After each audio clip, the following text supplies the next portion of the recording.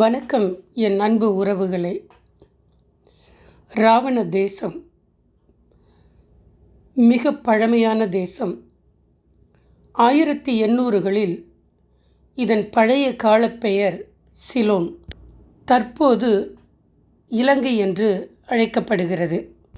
வரலாறு என்பது வெறும் புத்தகங்களில் எழுதப்பட்ட வார்த்தைகள் அல்ல, அது நம் முன்னோர்கள் வாழ்ந்ததற்கான சாட்சி, நம் மண்ணின் அடையாளம்.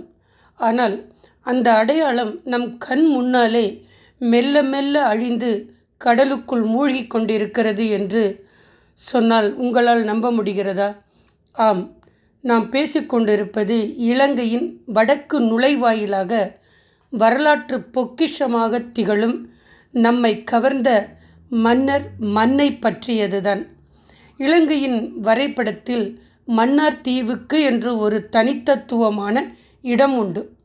பல 100 ஆண்டுகளுக்கு முன்பே சர்வதேச வணிகர்கள், முத்து குளிப்பவர்கள், போர் வீரர்கள் என பலரின் காலடி தடங்கள் பதிந்த பூமி இது. ஆனால் இன்று அங்குள்ள வரலாற்று சின்னங்கள் இயற்கை சீற்றங்களாலும் நமது அலட்சியத்தாலும் அழிவின் விளிம்பில் நின்று கொண்டிருக்கின்றது. இன்று பார்க்க போகும் இந்த பகுதியில் வெறும் தகவல்களுக்கானது மட்டுமல்ல, நம்மை கைவிட்டு போய்கொண்டிருக்கும் வரலாற்று காப்பகத்திற்கான ஒரு அவசர குரல். இலங்கை வரலாற்றில் எத்தனையோ அரசர்களை பற்றி நாம் கேள்விப்பட்டிருப்போம்.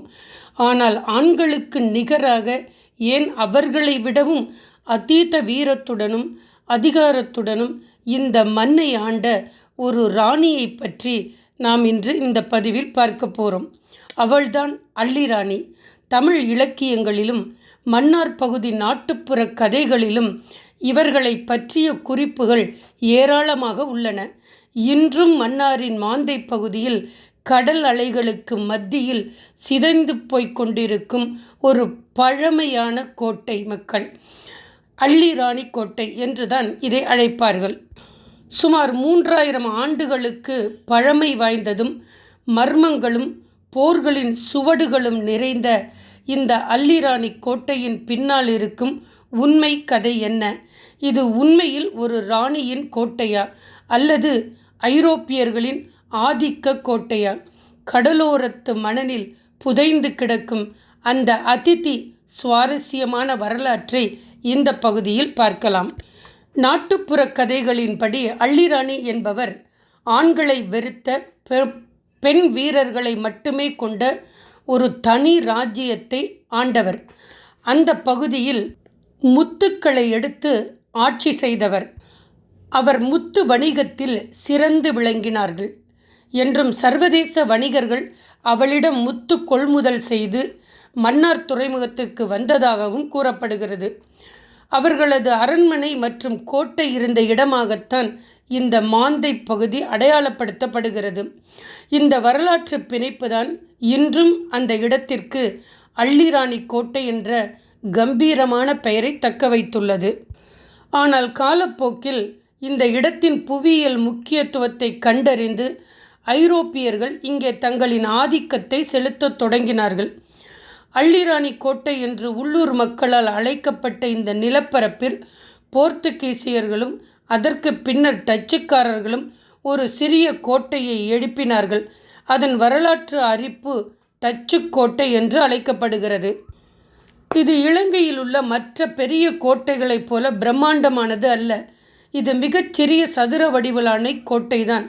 ஆனால் இதனுடைய முக்கியத்துவம் மிக மிக அதிகம். ஏன் தெரியுமா?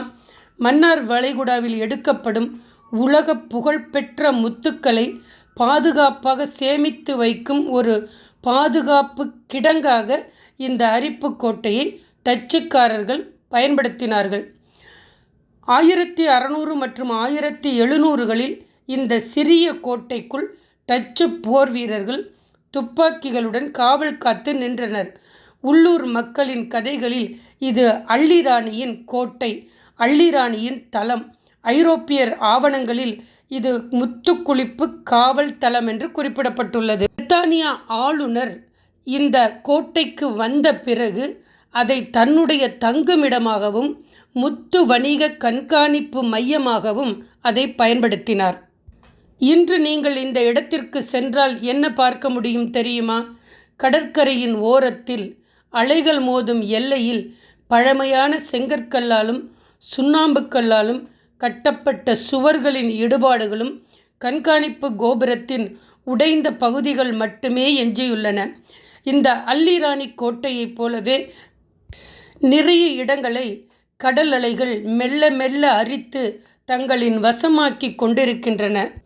அன்பு உறவுகளே, மன்னார் மண்ணில் புதைந்து கிடக்கும் அல்லிராணி கோட்டை என்பது வெறும் கற்களால் ஆன சுவர்கள் அல்ல.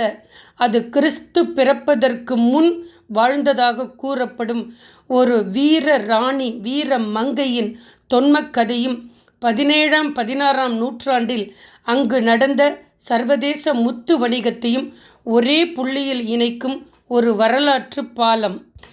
இயற்கையின் சீற்றத்தாலும் போதிய பராமரிப்பு இல்லாததாலும் இந்த 3000 வருட மர்மங்களை சுமந்து நிற்கும் கோட்டை இன்று மெல்ல மெல்ல மறைந்து கொண்டிருக்கிறது.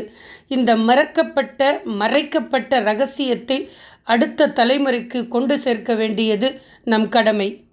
மீண்டும் ஒரு சுவாரஸ்யமான வரலாற்று பகுதியில் உங்களை சந்திக்கிறேன். நன்றி. நாம் எப்பொழுதும் இணைந்தே பயணித்திருப்போம்.